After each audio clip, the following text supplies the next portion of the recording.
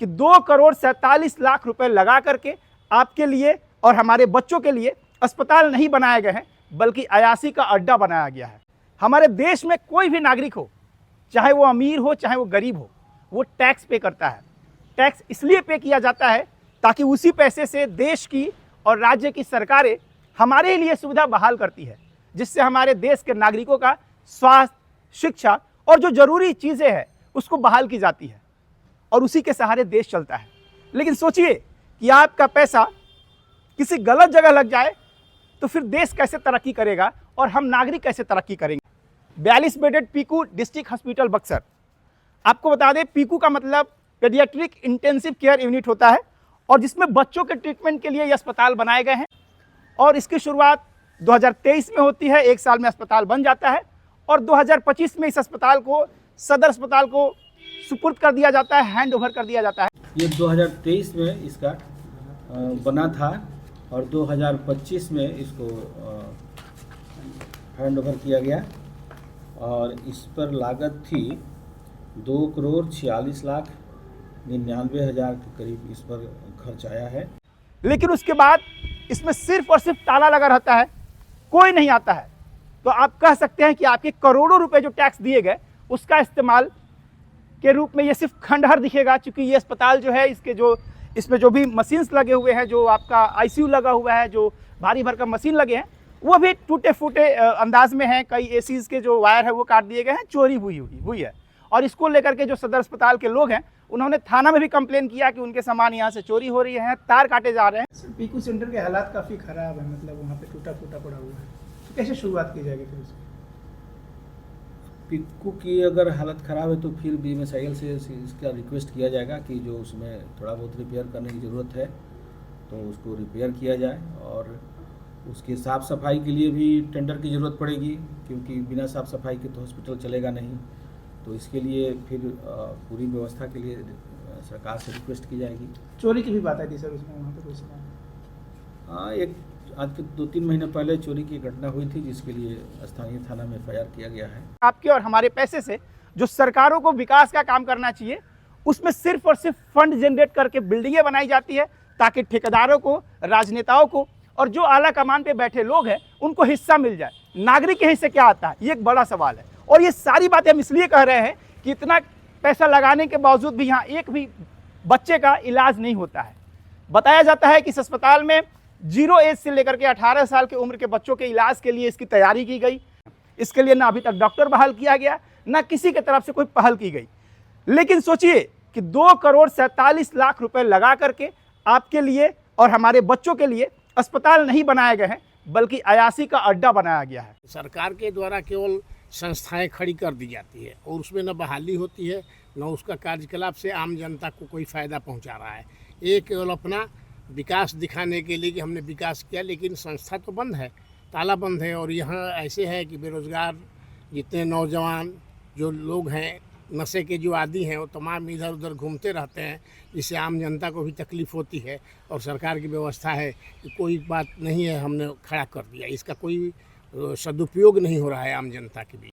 और अस्पताल को जिस मकसद से बनाया गया वो मकसद तो पूरा नहीं हो रहा है। उसके अलावा वो सारे काम होते हैं जो अनैतिक है, जो इलीगल है। हम ऐसा क्यों कह रहे हैं? हम इसलिए कह रहे हैं कि इस अस्पताल के आसपास जहां भी आप नजर दौड़ाइएगा, सब जगह आपको शराब के रैपर दिख जाएंगे। आप यहां देख सकते हैं। और जैसे जैसे हम आगे बढ़ते हैं, हम देखते हैं कि न केवल शराब के रैपर बल्कि कई इंजेक्शंस पड़े हैं, सिरिंज पड़ी है, नशीली दवाइयां पड़ी है। और ये हालात है यहाँ पर। यहाँ के आसपास के लोग बताते हैं कि जैसे ही रात का अंधेरा होता है, यहाँ पर लोग इकट्ठे होते हैं और आके नशा करते हैं। आप सामने देख सकते हैं किस तरीके से जो है कि ये यहाँ पे सीसी पड़ा हुआ है। और यही नहीं, न केवल नशा का यहाँ पे खेल होता है, लोग नशा करते हैं, बल्कि यहाँ पर अवैध कारोबार भी होता है। यहाँ पर हम कह सकते हैं कि शारीरिक संबंध बनाए जाते हैं। आप सोच रहे होंगे हम बड़ा बात कह रहे हैं। आपको दिखा दें कि ये कैंपस के अंदर दो रूम पड़े हुए हैं। इस रूम के अंदर जैसे ही शाम होता है, लोग आसपास के लोग बताते हैं कि यहाँ पे युवक और युवतियाँ आते हैं, शारीरिक संबंध बनाते हैं। भैया लड़की लेकर के आता है, पीछे पड़ी, अरे रोज कपा देगा। दशहरा के टाइम में तो देखिए कितना पाप हो जाता है। लड़की लेके भी आता है? हाँ, एकदम न्यू लड़की लेके आता है सर। स्टूडेंट। अच्छा, जो छतराए रहती है उन लोगों को इसमें कांड हुए क्या इसमें कर्मचारी को क्या कहा जाए, सब इन लोग सब शामिल है ना। सब शामिल। अभी पीछे वाला जो खाड़ी मतलब झाड़ी है उधर भी और अंदर भी। हम ऐसा इसलिए कह रहे हैं कि जैसे जैसे हम यहाँ पे एंटर करते हैं हम देखते हैं कि यहाँ भी बहुत सारे सीरीज पड़े हुए हैं और आप देखिए सामने तो कंडोम पड़े हैं, लगभग आधा दर्जन कंडोम यहाँ पर पड़ा हुआ है, पैड पड़े हुए हैं और इसके अलावा कई ऐसी चीजें जो प्रतिबंधित दवाइयाँ हैं, जो नशीले पदार्थ हैं, वो सभी के सभी इसमें मौजूद हैं।